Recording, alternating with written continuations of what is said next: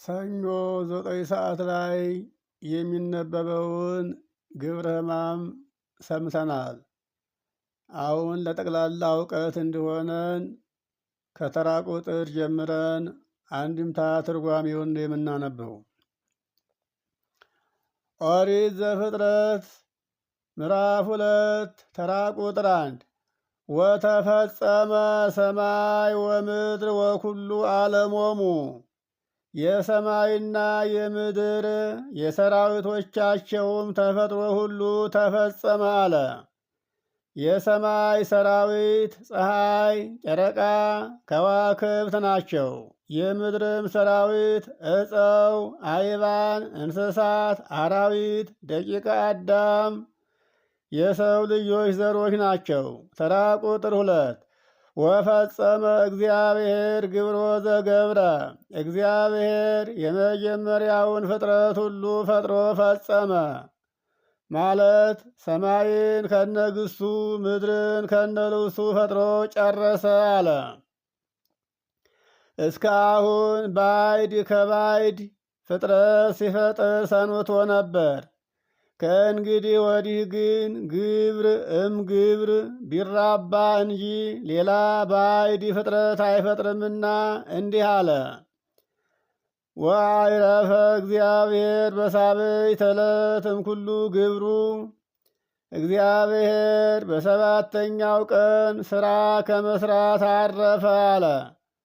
አረፈ ማለቱም በጌታ ዘንድ ድካም ኑሮበት አይደለም፣ ፍጥረት መፍጠሩን ተወ ፈጸመ ሲል ነው እንጂ። ተራ ቁጥር 3 ወባረካ እግዚአብሔር ለዕለት ሳብዕት ወቀደሳ እግዚአብሔርም በሰባተኛይቱ ቀን 6 በስድስተኛይቱ ቀን ቅዳሜ ማለት ከስድስቱ ዕለታት ለይቶ አከበራት አለ። እስመ ባቲ አዕረፈም ኩሉ ግብሩ ዘአኀዘ ይግበር ሥራ የሠራባት ዘንድ ከጀመረው ሥራ ሁሉ አርፎባታልና። መናፍቃን ፍጥረትስ ነበረው ዕለት አለቀበት እንጂ እንዳይሉ አንድ ቀን አተረፈ አለ። ዕለትስ ነበረው ፍጥረት አለቀበት እንጂ እንዳይሉ አዕረፈም ኩሉ ግብሩ አለባቸው። ተራ ቁጥር 4 ዝንቱ ፍጥረተ ሰማይ ወምድር አመ ኮነት ዕለት እንተባቲ ገብረ እግዚአብሔር ሰማየ ወምድረ እግዚአብሔር ሰማይንና ምድርን የፈጠረባት ዕለተ እሑድ ናት። ዕለተ እሑድ በተገኘች ጊዜ የተደረገ የሰማይና የምድር ተፈጥሮ ይህ ነው አለ። ተራ ቁጥር 5 ወኩሉ ሐመልማለ ሐቅል እምቅድመ ይኩን በምድር ወኩሉ ሐመልማለ ምድር እምቅድመ ይብቁል። ይኩንና ይብቁል ያለው አንድ ወገን ነው ማለት ትርጉሙ አንድ ነው ማለት ነው። በምድር ላይ ዕፀውና አዝርዕት አትክልት ሳይፈጠሩ ሰማይንና ምድርን የፈጠረባት ዕለተ እሑድ በተገኘች ጊዜ አለ። የተገኘ የሰማይና የምድር ተፈጥሮ ይህ ነው አለ። ይህ የሰማይና የምድር ተፈጥሮ ሰማይንና ምድርን የፈጠረባት ዕለተ እሑድ በተገኘች ጊዜ የተገኘው ነው አለ። እነዚህ ሁሉ ሰማይ፣ መሬት፣ እሳት፣ ነፋስ፣ ውሃ፣ መላእክት፣ ጨለማ እነዚህ ሁሉ ዕለተ እሑድ በተገኘችበት የተፈጠሩ ናቸው አለ። በዚህ ዓለም ዕፀውና አዝርዕት አትክልት ሳይፈጠሩ አለ። ወእምቅድመ ይትፈጠር አዳም አዳምም ሳይፈጠር ኢያዝነመ እግዚአብሔር ዲበ ምድር ጌታ በምድር ላይ ዝናም አላዘነመም ነበር አለ። ዋልዎ ሰብ ዘይትጌበራ ለምድር ከዚህ በፊት አስቀድሞ ምድርን የሚያርሳት የሚቆፍራት የሚንከባከባት ሰው አልነበረም አለ። ተራ ቁጥር 6 አላ ነቃማይ የአርግ ምድር ወይሰቀያ ለየብስ የመስኖ ውሃ ውስጥ ለውስጥ ምድርን ያጠጣት ነበር እንጂ ዝናም አልዘነመም ነበር አለ። ተራ ቁጥር 7 ወገብሮ እግዚአብሔር ለሰብ እመሬተ ምድር እግዚአብሔርም አዳምን ከምድር መሬት ከአፈር ነስቶ ፈጠረው አለ። መፈጠሩንማ ምነው ከዚህ አስቀድሞ ተናግሮት አልነበረምን ቢሉ ተፈጥሮውን ተናግሮ መገኛውን አልተናገረም ነበርና እንዲህ አለ። መሬት ምድር አለ። ከመሬትም ማለቱ በመክብቡ ለመናገር ነው እንጂ ተፈጥሮውስ ከአራቱ ባሕርያት ነው አለ። ወነፋ በገጹ ለማለት ደገመው። ወነፋ በገጹ መንፈሰ ሕይወት የምትሆነው ነፍስን አሳደረበት። የጸጋ ሕይወት የሚሆነውን መንፈስ ቅዱስንም አሳደረበት አለ። ወኮነ እጓለ እመሕያው በመንፈሰ ሕይወት አዳምም ሕይወት በምትሆን ነፍስ ሕያው ባለ አእምሮ ሆነ። ነፋ በገጹ ማለቱ አሁን ዛሬ ሰው ጎተራውን በፊት ሰርቶ በኋላ እህል እንደሚያኖርበት በፊት ሥጋውን ፈጥሮ በኋላ ነፍስን አምጥቶ አሳደረበት ማለት አይደለም። ሥጋን ከአራቱ ባሕርያት ነፍስንም እምኀበ አልቦ አምጥቶ ሲፈጥር ሲያዋህድ አንድ ጊዜ ነውና ሥጋን ከአራቱ ባሕርያት ማለት ከነፋስ፣ ከእሳት፣ ከውሃ፣ ከመሬት ፈጥሮ ነፍስን እምኀበ አልቦ አምጥቶ አዋሃደ ሲል ነው። የነፍስና የሥጋ ተዋህዶ በታቅቦ ነውና ነፋ በገጹ አለ እንጂ ነፋ በገጹ አለ። አንድም አዳም በመንፈስ ቅዱስ የጸጋ ሕያው ሆነ አለ። ከዚህ ለአዳም ልጅነትን ዕለቱን እንደሰጠው አድርጎ ተናግሮታል። አክሲማሮስ ግን አዳምን በ40 ቀን በልጅነት አክብሮ ብርሃንን አልብሶ ብርሃንንም አጎናጽፎ መላእክት ቅዱስ ቅዱስ ቅዱስ እያሉ እግዚአብሔርን እያመሰገኑ ወደ ገነት እንዳስገቡት ይናገራል። ተራ ቁጥር 8 ወተከለ እግዚአብሔር አምላክ ውስተ ኤዶም ገነተ መንገለ ጽባህ እግዚአብሔር በምስራቅ በኩል ባለችው ኤዶም በምትባል ስፍራ ገነትን አዘጋጀ። ውስተ ገነተ አዳም ይላል። ለአዳም ተብላ በተፈጠረች በገነት ተክልን አዘጋጀ አለ። ኤዶም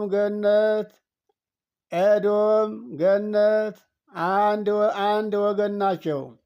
በምቹ ቦታ በገነት ተክልን ተከለ አለ። እንደሚገኝ አደረገ፣ እንዲገኝም አደረገ። አዝርዕት አትክልት የተገኙትማ ማክሰኞ ቀን አይደለምን ቢሉ ዕፀወ ገነት ከዚህ ዓለም ዕፀው ልዩ ስለሆኑ እንዲህ አለ እንጂ የተገኙት ሳዎ በዕለተ ሰሉስ ማክሰኞ ቀን ነው አለ። አንድም ወሴሞ ለማለት ደግሞታል። ወሴሞ ህየ ለእጓለ እመሕያው ዘገብሮ እግዚአብሔር የፈጠረውን አዳምን በገነት አኖረው አለ። ተራ ቁጥር 9 ወአውቆለ አዲ እግዚአብሔር እምድር ኩሎ ዕፀወ ዘሰናይ ለበሊ ወሰናይ ለርእይ። እንደገናም እግዚአብሔር ሊያዩት ሊበሉት ደስ የሚያሰኘውን ተክል እንዲበቅል አደረገ። መብቀላቸውንማ በማክሰኞ ስነ ፍጥረት ተናግሮት የለምን ይሉ ዘሰናይ ለበሊ ለማለት ደግሞታል እንጂ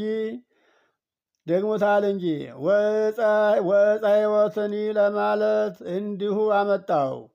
ወዕፀ ሕይወትኒ ተከለ ማእከለ ገነት ዕፀ ሕይወትንም በገነት መካከል እንዲገኝ አደረገ አለ። ወፀኒ ዘያርኢ ወያሌቡ ሰናየ ወእኩየ ቢበሉት ክፉን ባይበሉትም በጎውን የሚያሳውቅ ዕፀ በለስንም እንዲገኝ አደረገ።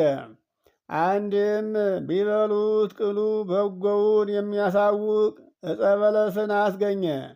አዳምና ሔዋን ከገነት ከወጡ በኋላ የፊት ክብራቸውን የኋላ ተዋረዷቸውን መከራቸውን አይተው ይህንን ዕፀ በለስ ባንበላ እንዴት ባለ አኗኗር እንኖር ኑሯል ብለዋልና።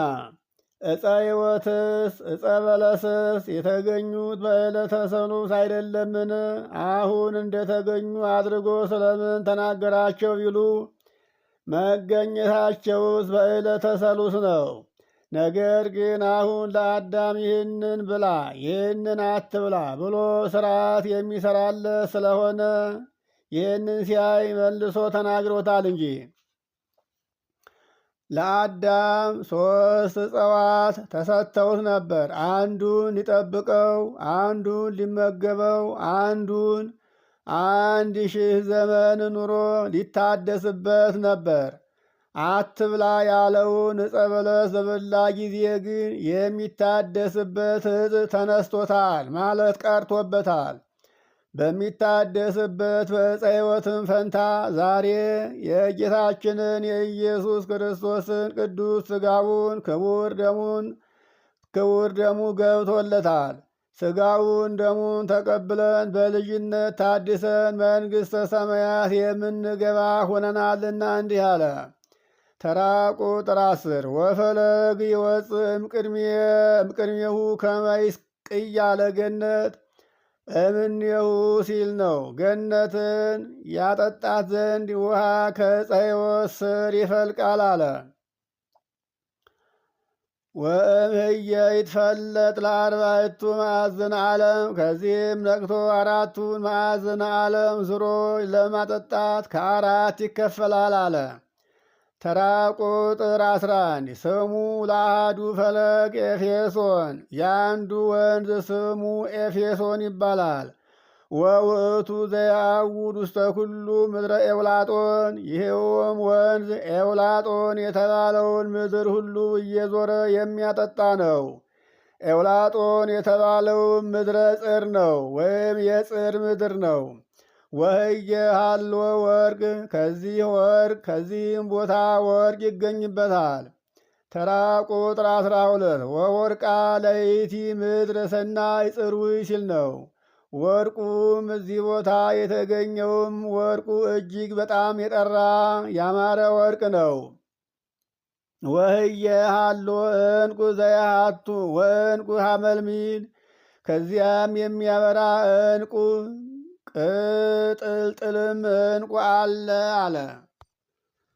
ተራ ቁጥር 13 ወስሙ ለካልእ ፈለግ ግዮን የሁለተኛውን ወንዝ ስሙ ግዮን ይባላል። ወውእቱ ዘያውድ ውስተ ኩሉ ምድረ ኢትዮጵያ ይኸውም ግዮን የሚባለው ወንዝ የኢትዮጵያን ምድር ሁሉ እየዞረ የሚያጠጣ ነው አለ።